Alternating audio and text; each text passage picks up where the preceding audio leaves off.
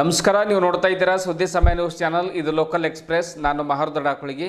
ಮತ್ತೆ ಹೊಸ ಸುದ್ದಿಗಳನ್ನು ತೆಗೆದುಕೊಂಡು ನಾವು ನಿಮ್ಮ ಮುಂದೆ ಬರ್ತಾ ಇದ್ದೀವಿ. ಈ ದಿನದ ಪ್ರಮುಖ ಹೆಡ್ಲೈನ್ಸ್ಗಳನ್ನು ನೋಡ್ಕೊಂಡು ಬರೋಣ. ಸ್ವಾತಂತ್ರ್ಯ ದಿನಾಚರಣೆ ಪ್ರಯುಕ್ತ ಕರ್ನಾಟಕ ಸಾಹಿತ್ಯ ಸಂಘದಲ್ಲಿ ಜರುಗಿದ ಬಹುಭಾಷಾ ಕವಿಗೋಷ್ಠಿ. ಯುವಕರು ಸಾಹಿತ್ಯದ ಕಡೆಗೆ ಹೆಚ್ಚು ಒಲವಿಟ್ಟು ಶಿವಕುಮಾರ್ ಶೀಲ್ವಂತ್. ಮನುಷ್ಯನಂತೆ ಬದುಕಲು ಸಾಹಿತ್ಯ ಸಹಕಾರಿಯಾಗಿದೆ. ಪ್ರೊಫೆಸರ್ ಜಗನ್ನಾಥ್ ಹೆಬ್ಬಾಳೆ.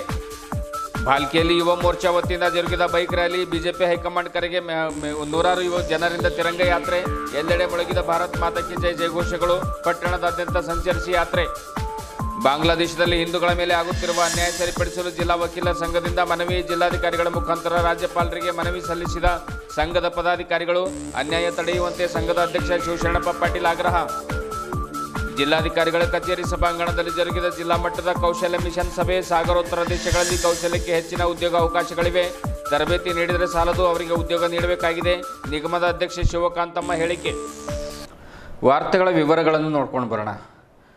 ನಾವು ರಚಿಸುವಂತಹ ಸಾಹಿತ್ಯ ವ್ಯಕ್ತಿಯ ಎದೆಗಿಳಿದು ಪರಿವರ್ತನೆಯಾಗುವಂತಿರಬೇಕು. ಕವಿಗೋಷ್ಠಿಗಳಲ್ಲಿ ಅಂತಹ ಸಾಹಿತ್ಯ ಮಾರ್ದನಿಸಿದ್ದು ಶ್ಲಾಘನೀಯ. ಕೇರಳದ ವಯನಾಡಿನ ಒಂದು ಮಳೆಯ ರೌದ್ರ ನರ್ತನ, ಪರಿಸರ, ಸ್ವಾತಂತ್ರ್ಯ ಮುಂತಾದ ವಿಷಯಗಳ ಮೇಲೆ ಬೆಳಕು ಚೆಲ್ಲುವಂಥ ಕಾರ್ಯ ಕವಿಗೋಷ್ಠಿಯಲ್ಲಾಗಿದೆ ಎಂದು ಅಪರ ಜಿಲ್ಲಾಧಿಕಾರಿ ಶಿವಕುಮಾರ್ ಶೀಲ್ವಂತ್ ತಿಳಿಸಿದರು. ಕರ್ನಾಟಕ ಸಾಹಿತ್ಯ ಸಂಘದ ವತಿಯಿಂದ ಸ್ವಾತಂತ್ರ್ಯ ದಿನಾಚರಣೆ ಪ್ರಯುಕ್ತವಾಗಿ ನಗರದ ಕರ್ನಾಟಕ ಸಾಹಿತ್ಯ ಸಂಘದ ಸಾಂಸ್ಕೃತಿಕ ಭವನದಲ್ಲಿ ಜರುಗಿರುವಂತಹ ಬಹುಭಾಷಾ ಕವಿಗೋಷ್ಠಿಯನ್ನು ಉದ್ಘಾಟಿಸಿ ಅವರು ಮಾತನಾಡಿದರು. ಇಂದಿನ ಯುವಕರು ಯಾಂತ್ರಿಕ ಬದುಕಿನ ಕಡೆಗೆ ಹೆಚ್ಚು ವಾಲ್ತಾ ಇದ್ದಾರೆ. ತಾಳ್ಮೆಯನ್ನು ಕಳೆದುಕೊಂಡು ಸಾಹಿತ್ಯ, ಸಂಸ್ಕೃತಿ ಮತ್ತು ಕಲೆಯನ್ನು ಮರಿತಾ ಇದ್ದಾರೆ. ಆದರೆ ಇಂತಹ ಕವಿಗೋಷ್ಠಿಗಳು ಯುವಕರನ್ನು ಸಾಹಿತ್ಯದ ಕಡೆಗೆ ಕೊಂಡೊಯ್ಯಲು ಸಹಕಾರಿಯಾಗುತ್ತವೆ ಎಂದು ತಿಳಿಸಿದರಲ್ಲದೆ 18 ವರ್ಷ ಮೇಲ್ಪಟ್ಟ ಯುವಕ ಯುವತಿಯರು ಗುರುತಿನ ಚೀಟಿಯನ್ನು ತಪ್ಪದೆ ಮಾಡಿಸಿಕೊಳ್ಳಬೇಕು ಎನ್ನುವಂಥ ಸಲಹೆಯನ್ನು ಶೀಲ್ವಂತ್ ಅವರು ನೀಡಿದರು. ಪ್ರಾಸ್ತಾವಿಕವಾಗಿ ಮಾತನಾಡಿದ ಕರ್ನಾಟಕ ಸಾಹಿತ್ಯ ಸಂಘದ ಅಧ್ಯಕ್ಷ ಪ್ರೊಫೆಸರ್ ಜಗನ್ನಾಥ್ ಹೆಬ್ಬಾಳೆ, ಮನುಷ್ಯನಂತೆ ಬದುಕಲು ಸಾಹಿತ್ಯ ಸಹಕಾರಿಯಾಗಿದೆ. ಮೊಬೈಲ್ಗಳಲ್ಲಿ ಮಗ್ನರಾದ ಇಂದಿನ ಯುವಕರು ಸಾಹಿತ್ಯದ ಅಭಿರುಚಿಯನ್ನು ಕಳ್ಕೊಳ್ತಾ ಇದ್ದಾರೆ. ಆದ್ದರಿಂದ ಸಾಹಿತ್ಯದ ರಚನೆಯಿಂದ ಸಹಕಾರ, ಸಹಾನುಭೂತಿ, ಸಹಯೋಗ ಮತ್ತು ಪ್ರೀತಿ ವಾತ್ಸಲ್ಯ ಮೂಡುತ್ತದೆ. ಕವಿತೆಗಳು ವಾಸ್ತವತೆಯನ್ನು ಜನರ ಮುಂದಿಡುತ್ತವೆ, ಸಮಾಜವನ್ನು ತಿದ್ದುವ ಕೆಲಸ ಮಾಡುತ್ತವೆ. ಯುವಕರು ಸಾಹಿತ್ಯದ ಕಡೆಗೆ ಹೆಚ್ಚು ವಾಲುವಂತೆ ಮಾಡಲು ಸ್ವಾತಂತ್ರ್ಯ ದಿನಾಚರಣೆಯ ಬಹುಭಾಷಾ ಕವಿಗೋಷ್ಠಿ ಆಯೋಜಿಸಲಾಗಿದೆ ಎಂದರು.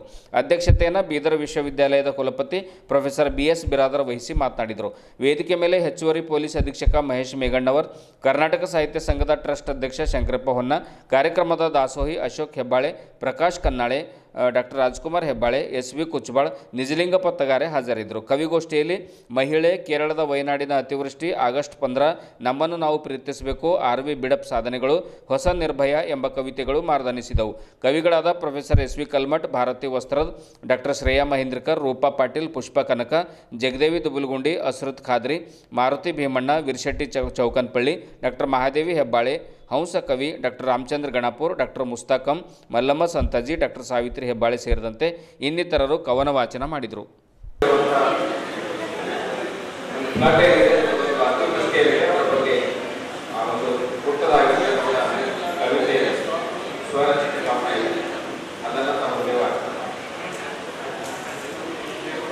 ಎಲ್ಲೆಲ್ಲೂ ಕೇಳುತ್ತಿದೆ ರೋದನ ಕ್ರಂದನ, ಕೇರಳದಲ್ಲಿ ಹೋಗಲಿವೆ ಮಹಾಮಳೆಯ ರೌದ್ರ ನರ್ತನ. ಎಲ್ಲೆಲ್ಲೂ ಕೇಳುತ್ತಿದೆ ರೋದನ ಕ್ರಂದನ, ಕೇರಳದಲ್ಲಿ ಹೋಗಲಿವೆ ಮಹಾಮಳೆಯ ರೌದ್ರ ನರ್ತನ. ಹೇಗೆ ನಾವು ನೋಡಲಿ ಹೆತ್ತೊಡಲಿನ ನೊಲ್ಲಮನ, ಯಾವ ನುಡಿಗಳಿಗೆ ಓಡಿಸಲಿ ಅತಿವೃಷ್ಟಿಯ ಆಗಮನ. ಅನ್ನ ಬಟ್ಟೆ ನೀರು ಸಿಗದೆ ಕಂಬನಿ ಗರೆಯುತ್ತಿವರು, ಅನ್ನ ಬಟ್ಟೆ ನೀರು ಸಿಗದೆ ಕಂಬನಿ ಗರೆಯುತ್ತಿವರು, ವಾಸಿಸಲು ಮನೆಯಿಲ್ಲದೆ ಎಲ್ಲೆಡೆ ಅಲೆಯುತ್ತಿದ್ದರು. ಎಲ್ಲಿ ನನ್ನ ತಾಯಿ, ಎಲ್ಲಿ ನನ್ನ ಮಗು, ಎಲ್ಲರೂ ಎಲ್ಲಿಹರು. ಎಲ್ಲಿ ನನ್ನ ತಾಯಿ, ಎಲ್ಲಿ ನನ್ನ ಮಗು, ಎಲ್ಲರೂ ಎಲ್ಲಿಹರು. ಅಗಲಿದವರೆಲ್ಲರಿಗೂ ಆಗಿರುವುದು ವರ್ಣಾರ್ಪಟವೇ ತವರು. ಅಗಲಿದವರೆಲ್ಲರಿಗೂ ಆಗಿರುವುದು ವರ್ಣಾರ್ಪಟವೇ ತವರು. 100 ಕಿಲೋಮೀಟರ್ ವರೆಗೆ ಹರಿದು ಹೋಗಿವೆ ಜೀವಗಳು, 100 ಕಿಲೋಮೀಟರ್ ವರೆಗೆ ಹರಿದು ಹೋಗಿವೆ ಜೀವಗಳು. ಕಣ್ಮುಚ್ಚಿ ಕಣ್ತೆರೆದಾಗ ಎಲ್ಲವೂ ಸ್ಮಶಾನ ಮೌನಗಳು. ಕಣ್ಮುಚ್ಚಿ ಕಣ್ತೆರೆದಾಗ ಎಲ್ಲವೂ ಸ್ಮಶಾನ ಮೌನಗಳು. ತುಂಬಿ ತುಳುಕುತ್ತಿವೆ ನೊಂದ ಕರುಳಿನ ಕಣ್ಣಾಲಿಗಳು, ತುಂಬಿ ತುಳುಕುತ್ತಿವೆ ನೊಂದ ಕರುಳಿನ ಕಣ್ಣಾಲಿಗಳು. ಇನ್ನೆಲ್ಲಿ ಹುಡುಕಬೇಕು ಆ ಬಡ ಜೀವಗಳ ಶರೀರಗಳು, ಇನ್ನೆಲ್ಲಿ ಹುಡುಕಬೇಕು ಆ ಬಡ ಜೀವಗಳ ಶರೀರಗಳು. ವಯನಾಡಿನ ವಿಧಿ ಮಳೆಗೆ ಹೊಣೆಯಾರು, ದಿಕ್ಕ್ಯಾರು, ದೆಸೆಯಾರು. ವಯನಾಡಿನ ವಿಧಿ ಮಳೆಗೆ ಹೊಣೆಯಾರು, ದಿಕ್ಕ್ಯಾರು, ದೆಸೆಯಾರು. ನೊಂದ ಬಡ ಜೀವಗಳು ಹೇಳುತ್ತಿವೆ ಕಥೆ ನೂರಾರು. ನೊಂದ ಬಡ ಜೀವಗಳು ಹೇಳುತ್ತಿವೆ ಕಥೆ ನೂರಾರು. ಹೊಸ ಮನ್ವಂತರದಿ ಚಾಚಲೆ ಕದಂಬ ಬಾಬು ಕೈ ನೂರಾರು. ಹೊಸ ಮನ್ವಂತರದಿ ಚಾಚಲೆ ಕದಂಬ ಬಾಬು ಕೈ ನೂರಾರು. ಸೂಜಿದಾರದಂತೆ ಬೆಸೆಯಲಿ ದೂರವಾದ ಹೃದಯಗಳು. ಸೂಜಿದಾರದಂತೆ ಬೆಸೆಯಲಿ ದೂರವಾದ ಹೃದಯಗಳು. ಬೆಟ್ಟಗಳು ಸೀಳಿದಂತೆ ಹೃದಯ ಬೆರುಕು ಬಿಟ್ಟಿವೆ. ಬೆಟ್ಟಗಳು ಸೀಳಿದಂತೆ ಹೃದಯ ಬೆರುಕು ಬಿಟ್ಟಿವೆ. ಶಾಂತವಾದ ವರ್ಣದಂತೆ ಬದುಕು ಶೂನ್ಯವಾಗಿವೆ.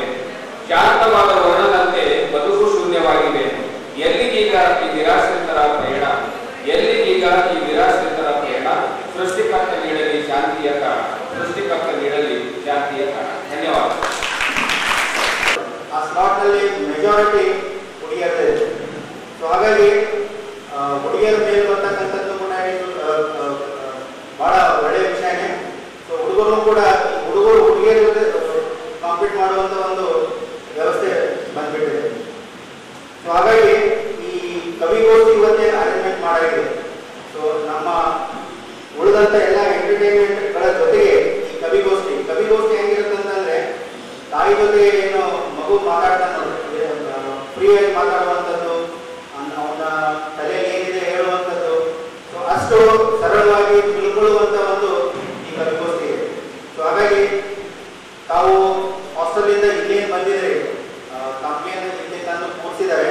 ಸೊ ಈ ಕವಿಗೋಷ್ಠಿಯಲ್ಲಿ ತಾವು ಏನು ಮನನ ಮಾಡ್ಕೊಳ್ಬೇಕಾಗಿದೆ. ಈಗ 25 ಜನ ಕವಿಗಳಲ್ಲಿ ಬಂದಿದ್ದಾರೆ. ಈ ಸಮಾರಂಭವನ್ನು ಉದ್ದೇಶಿಸಿ ಅವರು ಕೂಡ ಮಾತಾಡ್ತಾರೆ. ಸೊ ಅವರು ಹೇಳುವಂತ ಒಂದು ಇದರಲ್ಲಿ ತಾವು ಏನಾದರೂ ಒಂದು ವಿಚಾರ ಇಲ್ಲಿಂದ ತಗೊಂಡು ಹೋದ್ರೆ ಅಂತಂದ್ರೆ it is very good. So ಹಾಗಾಗಿ ಇನ್ನೂ ಜಾಸ್ತಿ ಟೈಮ್ ತಗೊಳ್ಳಾರ್ದೆ. ಹೀಗಾಗಿ ಈ ಸಾಹಿತ್ಯದ ಕಡೆ, ಸಂಸ್ಕೃತಿ ಕಡೆಯೂ ಕೂಡ ನಮ್ಮ ಯಾರು ಬಂಧುಗಳು, ವಿದ್ಯಾರ್ಥಿಗಳು, ವಿದ್ಯಾರ್ಥಿನಿಯರು, ಆಸಕ್ತರು ಈ ಕಡೆಯೂ ಕೂಡ ಗಮನವನ್ನು ಕೊಡಬೇಕು. ಹಾಗೆ ಗಮನವನ್ನು ಕೊಡಬೇಕು ಅಂತಂದ್ರೆ ಬಹುಶಃ ಈ ಸಾಹಿತ್ಯ, ಸಂಸ್ಕೃತಿ, ಕಲೆಯ ಬಗ್ಗೆ ಯಾವುದೇ ಆಸಕ್ತಿ ಇಲ್ಲವೋ ಅವ ಪಶುವಿಗೆ ಸಮಾನ ಅಂತ ಭರತರಿಗೆ ಹೇಳ್ತಾರೆ ಸಂಸ್ಕೃತ ಒಬ್ಬ ವಿದ್ವಾಂಸ. ಯಾರಿಗೆ ಸಾಹಿತ್ಯದ ಬಗ್ಗೆ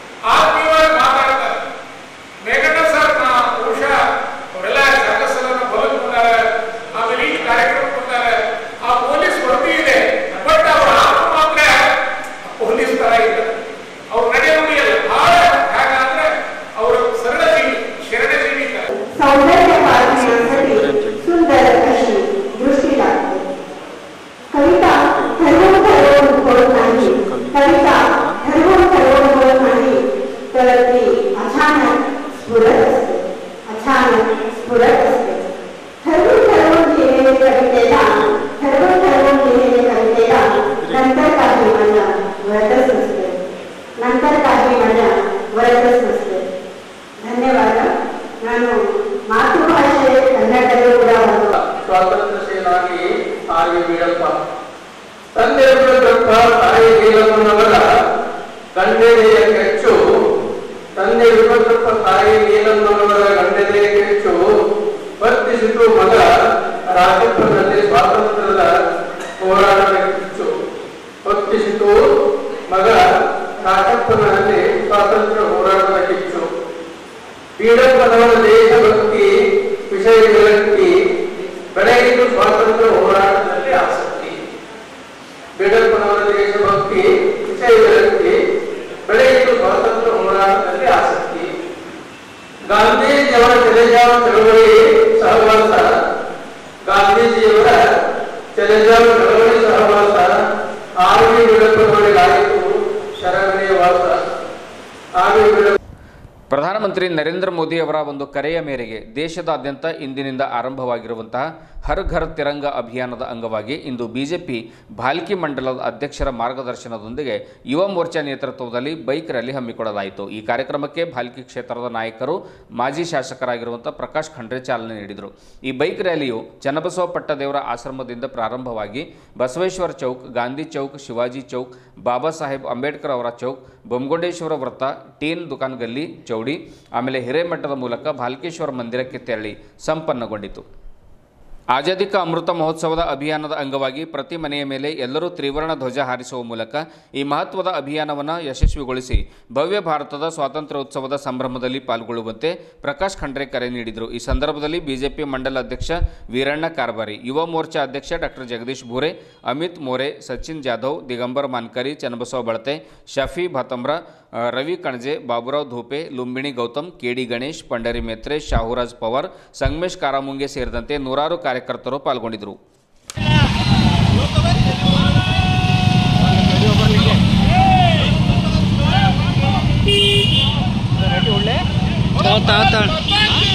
ಬಸವೇಶ್ವರ ಚೌಕ ಸುತ್ತಬಿಡಿ ಆ ಕಡೆ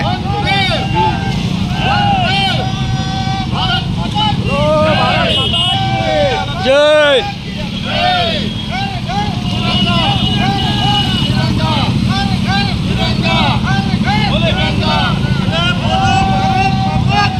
ಜೈ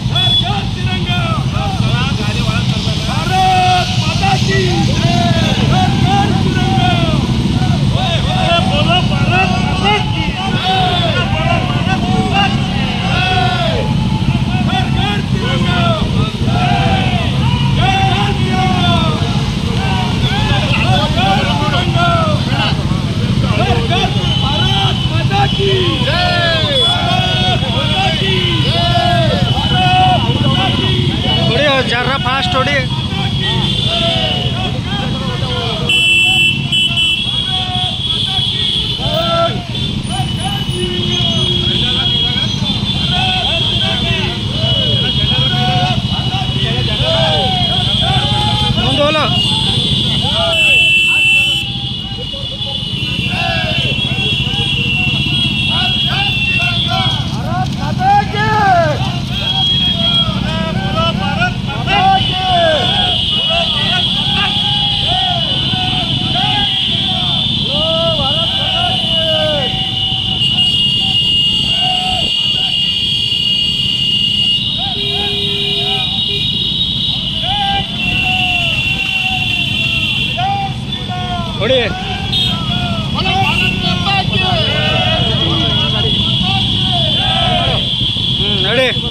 ನಡೆಯಲಿ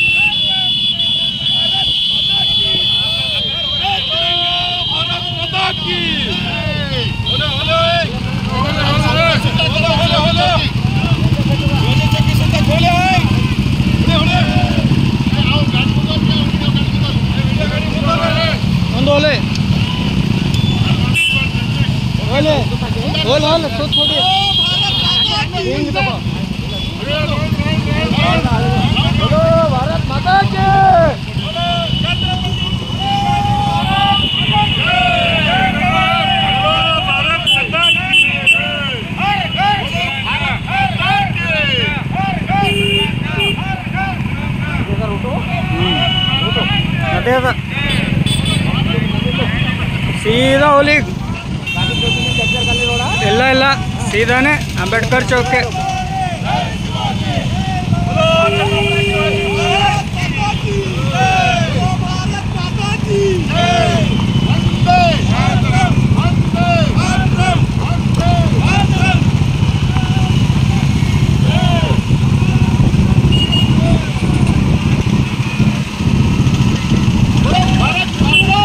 जय जय जय जय जय मातरम मातरम मातरम मातरम बोलो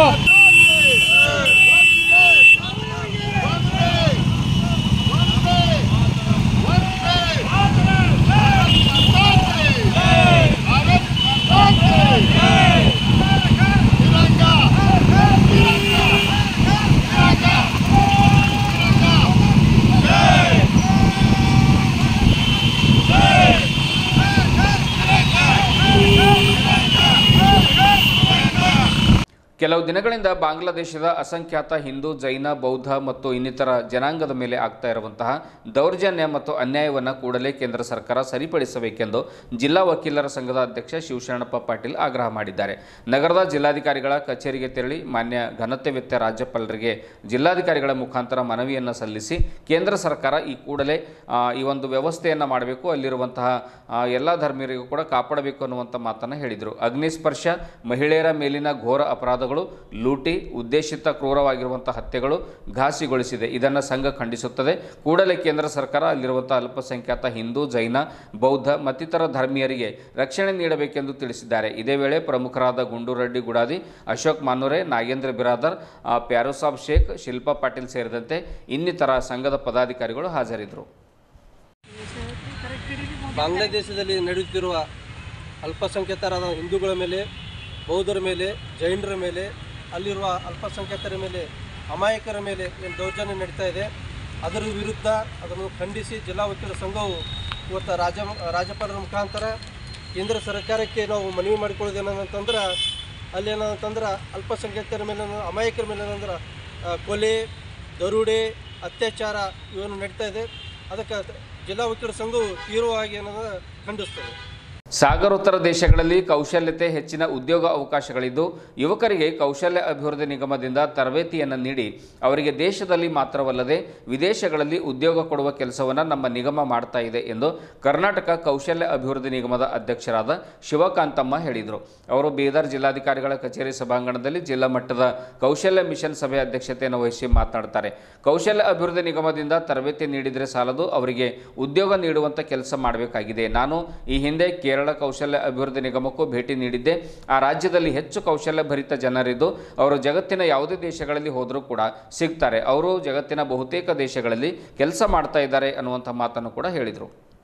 ಜಿಲ್ಲಾಧಿಕಾರಿ ಶಿಲ್ಪಾ ಶರ್ಮಾ ಅವರು ಮಾತನಾಡ್ತಾ ಇಂಜಿನಿಯರಿಂಗ್ ಸೇರಿದಂತೆ ಇತರೆ ಕೋರ್ಸ್ಗಳನ್ನು ಮುಗಿಸಿದವರಿಗೆ ನೇರವಾಗಿ ಉದ್ಯೋಗ ಸಿಗುವುದಿಲ್ಲ. ಹಾಗಾಗಿ ಯುವಕರಿಗೆ ಕೌಶಲ್ಯ ತರಬೇತಿಯ ಅವಶ್ಯಕತೆ ಇರುತ್ತದೆ. ಸಂಪನ್ಮೂಲ ವ್ಯಕ್ತಿಗಳ ಮೂಲಕ ಕೌಶಲ್ಯ ತರಬೇತಿಗಳನ್ನು ನೀಡಬೇಕೆಂದು ಹೇಳಿದರು. ಈ ಸಭೆಯಲ್ಲಿ ಜಿಲ್ಲಾ ಪಂಚಾಯತ್ ಮುಖ್ಯ ಕಾರ್ಯನಿರ್ವಾಹಕ ಅಧಿಕಾರಿ ಡಾಕ್ಟರ್ ಗಿರೀಶ್ ಬದೋಲೆ, ಕೌಶಲ್ಯ ಅಭಿವೃದ್ಧಿ ಅಧಿಕಾರಿ ಲೋಕೇಶ್, ಜಿಲ್ಲಾ ಕೈಗಾರಿಕಾ ಇಲಾಖೆಯ ಜಂಟಿ ನಿರ್ದೇಶಕರಾದ Surekha, Bidar chamber of commerce ಅಧ್ಯಕ್ಷ ಬಿಜಿ ಶೆಟ್ಕರ್, ಜಿಲ್ಲಾ ಉದ್ಯೋಗ ವಿನಿಮಯ ಅಧಿಕಾರಿ ಬಸವರಾಜ್, ಅಲ್ಪಸಂಖ್ಯಾತರ ಕಲ್ಯಾಣ ಇಲಾಖೆ ಅಧಿಕಾರಿ ಅವಿನಾಶ್ ಸೇರಿದಂತೆ ಇತರೆ ಅಧಿಕಾರಿಗಳು ಉಪಸ್ಥಿತರಿದ್ದರು. ಇದುವರೆಗೂ ಸುದ್ದಿ ಕೊಟ್ಟಿರುವ ನಾನು ಮಹರ್ದೊಳ ಹಾಕೊಳಿಗೆ ಮತ್ತೆ ಮುಂದಿನ ವಾರ್ತೆಗಳೊಂದಿಗೆ ಭೇಟಿಯಾಗೋಣ. ವಂದನೆಗಳು.